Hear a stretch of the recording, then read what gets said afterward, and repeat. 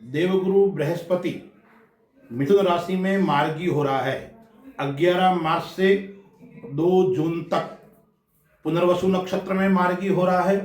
ये 84 दिन का जो गोचर काल है, यह 12 राशियों के ऊपर क्या प्रभाव डालने वाला है, आइए हम विस्तार से चर्चा करते हैं।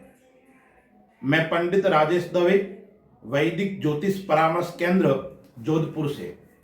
ग्रहों का प्रभाव प्रत्येक व्यक्ति के ऊपर पड़ता है। उसमें जो गुरु है वो विशेष फलदायी होता है। देवगुरु बृहस्पति का जो गोचर काल है वो कई प्रकार से लाभ देने वाला होता है और कहीं कहीं हानि भी प्रदान करता है। गुरु ग्रह है वो ज्योतिष शास्त्र में उसको शुभ ग्रह माना गया है। स्थान हानि करोति जीव, जहां गुरु बैठता है वहां हानि करता है और जहां देखता है वह अभिवृद्धि करता है। ऐसे देवगुरु बृहस्पति बीच में वक्री थे, अब मार्गी हो रहे हैं। 11 मार्च से मार्गी हो रहे हैं और 2 जून तक मिथुन राशि में मार्गी रहेंगे, फिर राशि परिवर्तन करेंगे। तो मैं 3 वीडियो बना रहा हूं 4 राशि के अनुसार। तो सर्वप्रथम हम मेष, वृषभ, मिथुन एवं कर्क राशि के बारे में विचार करते हैं। तो अब हम विचार करेंगे मेष राशि के बारे में। मेष राशि का जो स्वामी है वो मंगल है। मंगल और गुरु मित्र है। तो मेष राशि वाले जातकों के लिए यह मार्गी काल 84 दिन का समय कैसा रहने वाला है। तो मेष राशि वालों के लिए पराक्रम स्थान यानी तीसरे स्थान के अंदर देवगुरु बृहस्पति गोचर कर रहा है और 12वें भाव का मालिक और भाग्य भाव का मालिक तीसरे भाव के अंदर गोचर कर रहा है। गुरु की 3 दृष्टि होती है।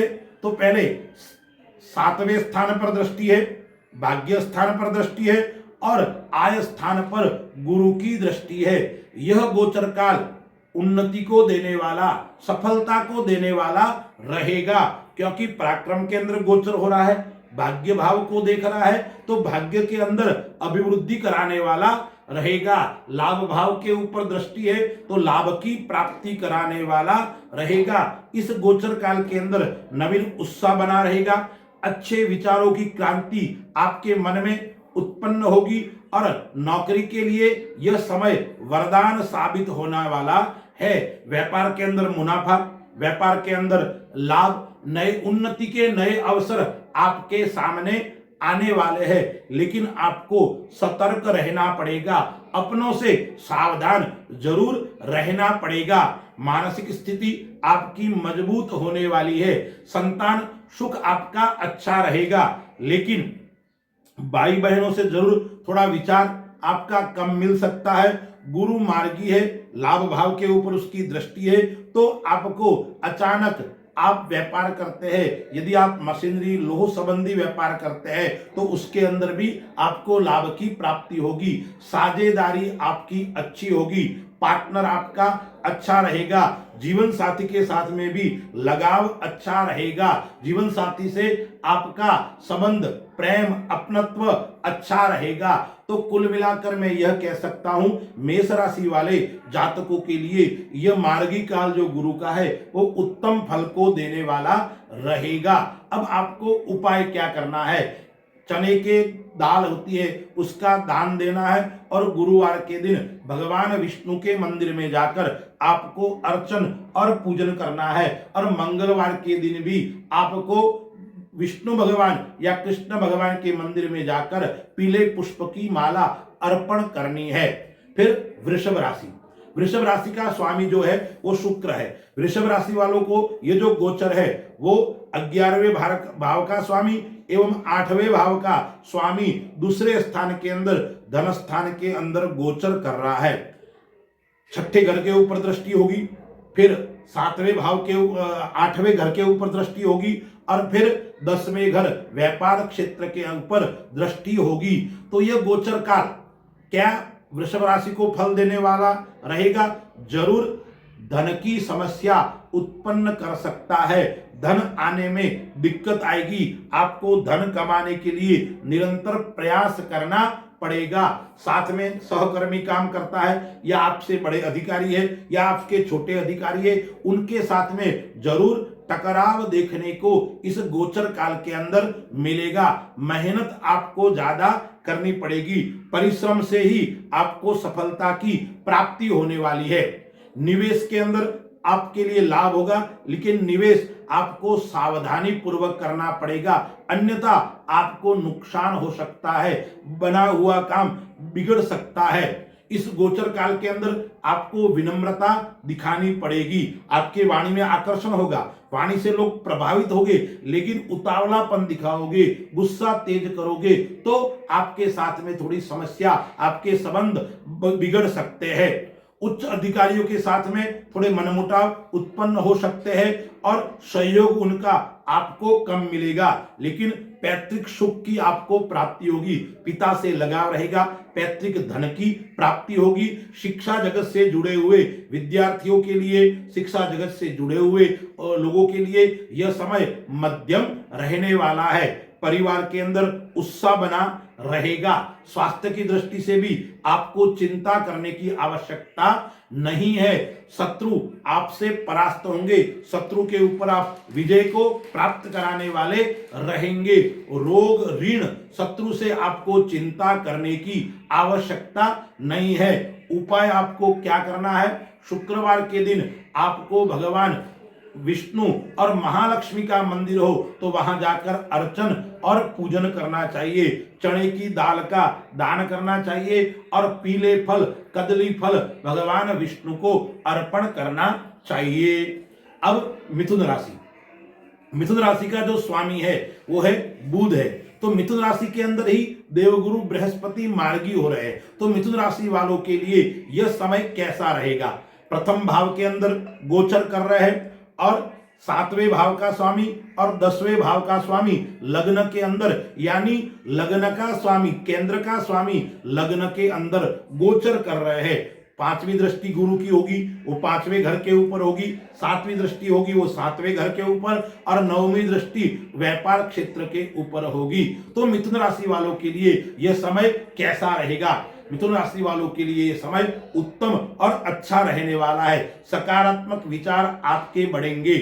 व्यापार के अंदर आपको बदलाव जरूर देखने को मिलेगा। व्यापार पक्ष आपका अच्छा होगा, लाभ की प्राप्ति होगी, लेकिन उठापटक भी बार बार आपको बीच में दिखाई पड़ेगा। इस 84 दिन के गोचर काल के अंदर जीवन साथी के साथ में टकराव कभी कभी आपको देखने को मिल सकता है। मानसिक तनाव आपको जरूर देखने को मिलेगा। परिवर्तन अच्छा आपके लिए रहेगा। परिवर्तन होगा, चाहे नौकरी करते हो, चाहे व्यापार करते हो, नए व्यापार का योग आएगा, नए काम का योग आएगा। आपका स्थान परिवर्तन भी हो सकता है। देवीय शक्ति आपको सहयोग हो प्रदान करेगी, यानी आध्यात्मिक क्षेत्र से आपका लगाव जुड़ाव रहेगा। व्यापार के अंदर भी आप निरंतर प्रगति करेंगे और आध्यात्मिक क्षेत्र के अंदर भी आप निरंतर प्रगति करेंगे। प्रेम विवाह का योग भी इस गोचर काल के अंदर जरूर आपको बन रहा है। मिथुन राशि वालों के लिए उपाय क्या करना चाहिए? सर्वप्रथम आपको बुधवार के दिन भगवान गणपति का उपासना करनी है और गुरुवार के दिन पीले वस्त्र आपको धारण करने हैं और भगवान विष्णु का पूजन अर्चन आपको करना है। कर्क राशि, स्वामी चंद्रमा। कर्क राशि वालों के लिए यह मार्गी काल कैसा रहेगा? 6ठे भाव का स्वामी और 9वें भाव का स्वामी 12वें भाव के अंदर गोचर करेगा, यानी मिथुन राशि में कर्क राशि वालों के लिए 12वां गुरु रहेगा। ज्योतिष शास्त्र का मत है 12वां गुरु इतना सफलता देने वाला नहीं होता है। तो आपको क्या क्या करवाएगा? एक विदेश संबंधी समस्या निरंतर आपकी बनी रहेगी। यदि आप विदेश के अंदर निवास करते हो या विदेश संबंधी व्यापार करते हो या विदेश यात्रा करते हो तो इस गोचर काल 84 दिन के अंदर आपको टालनी चाहिए। इस गोचर काल के अंदर आपके ऊपर जिम्मेदारी बढ़ेगी, जवाबदारी आपके ऊपर ज्यादा रहेगी। उधार लेना पड़ सकता है, पैसे का आदान प्रदान आपको करना पड़ सकता है। व्यापार के अंदर, नौकरी के अंदर आपके ऊपर काम का बोझ ज्यादा रहेगा, उसके कारण कभी कभी आप तनावग्रस्त भी दिखाई पड़ेंगे, लेकिन शुरुआत आपकी मध्यम रहेगी और अंत का समय आपके लिए श्रेष्ठ और उत्तम रहने वाला है। खर्च के ऊपर आपको अनियंत्रित खर्च है, उसके ऊपर आपको कंट्रोल करना पड़ेगा, अन्यथा आपकी वित्तीय स्थिति बिगड़ सकती है। इसलिए आपका वित्तीय प्रबंधन सही और अच्छा होना चाहिए। भौतिक सुख से लगाव आपका इस गोचर काल में कम रहेगा। आध्यात्मिक क्षेत्र से आपका लगाव जरूर बढ़ेगा। विश्वास आपको किसी के ऊपर नहीं करना चाहिए। ज्यादा विश्वास करोगे तो विश्वासघात आपके ऊपर हो सकता है।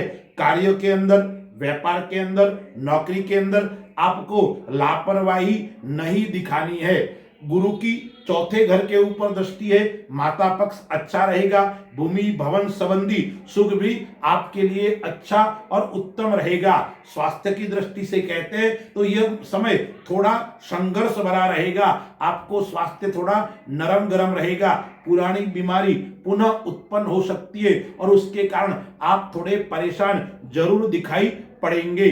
अब शिक्षा जगत से जुड़े हुए विद्यार्थी है, कर्क राशि का स्वामी चंद्रमा है, गुरु है, वो आध्यात्म का कारक है, विद्या का कारक है। तो विद्यार्थियों के लिए समय अच्छा रहेगा। मेहनत करोगे, परिश्रम करोगे तो अच्छी और सफलता मिलेगी। लगाव आपका पढ़ने में बढ़ेगा। एकांत में पढ़ने की इच्छा, आपकी एकाग्रता शक्ति जरूर बढ़ने वाली है। लेकिन आपको एक बात का ध्यान क्या रखना है, विद्यार्थियों के लिए अपनी दिनचर्या सही होनी चाहिए और जितना प्रातःकाल उठकर आप अध्ययन करोगे इतना आपके लिए श्रेष्ठ और उत्तम रहने वाला है। दर्शक मित्रों, आपको उपाय क्या क्या करना है? उपाय 2-3 चीज का आपको करना है। एक तो आपको प्रत्येक सोमवार के दिन भगवान शिव का पूजन करना है और गुरुवार के दिन आपको पीले धान्य का, पीले वस्त्र का दान करना है और साथ में आपको ओम नमो भगवते वासुदेवाय या विष्णु सहस्त्र हो, नारायण स्तोत्र हो, उसका पाठ करना चाहिए। जय श्री राम।